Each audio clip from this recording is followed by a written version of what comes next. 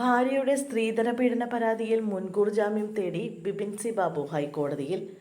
പരാതി വാസ്തവവിരുദ്ധമാണെന്ന് ബിപിൻ സി ബാബു ആരോപിക്കുന്നു.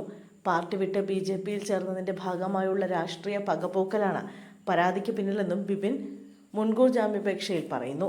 ഭാര്യ നൽകിയ സ്ത്രീധന പീഡന പരാതിയിൽ കായംകുളം കരിയിലക്കുളങ്ങര പോലീസാണ് ബിപിനെതിരെ കേസെടുത്തത്. തന്റെ പിതാവിൽ നിന്നും ബിപിൻ സി ബാബു 10 ലക്ഷം രൂപ സ്ത്രീധനം വാങ്ങിയെന്നും കൂടുതൽ സ്ത്രീധനം ചോദിച്ച് ശാരീരികമായി ഉപദ്രവിച്ചെന്നും കാണിച്ച് ഭാര്യ മിനിസ കഴിഞ്ഞ ദിവസമാണ് പോലീസിൽ പരാതി നൽകിയത്. കരണത്തടിച്ചു, അയൺ ബോക്സ് ഉപയോഗിച്ച് അടിക്കാൻ ശ്രമിച്ചു, പരസ്ത്രീ ബന്ധം ചോദ്യം ചെയ്തതിന് മർദ്ദിച്ചുവെന്നടക്കമുള്ള ഗുരുതര ആരോപണങ്ങളാണ് പരാതിയിലുള്ളത്. കേസിൽ ബിപിൻ സി ബാബു 1-ാം പ്രതിയും CPM കായംകുളം ഏരിയ കമ്മിറ്റി അംഗമായ അമ്മ പ്രസന്നകുമാരി 2-ാം പ്രതിയുമാണ്. പാർട്ടി കുടുംബത്തിൽപ്പെട്ട നേതാവാണ് CPM വിട്ട് BJPയിലേക്ക് എത്തിയിരിക്കുന്ന ബിപിൻ. ആലപ്പുഴയിലെ പ്രമുഖനായ നേതാക്കളിൽ ഒരാളാണ്. ജില്ലയിൽ CPMലെ വിഭാഗീയത രൂക്ഷമാകുന്നതിനിടെയാണ് ബിപിൻ പാർട്ടി വിടുന്നത്. BJP അഖിലേന്ത്യാ ജനറൽ സെക്രട്ടറി തരുൺ ചൂഗാണ് ബിപിന് അംഗത്വം നൽകി സ്വീകരിച്ചത്.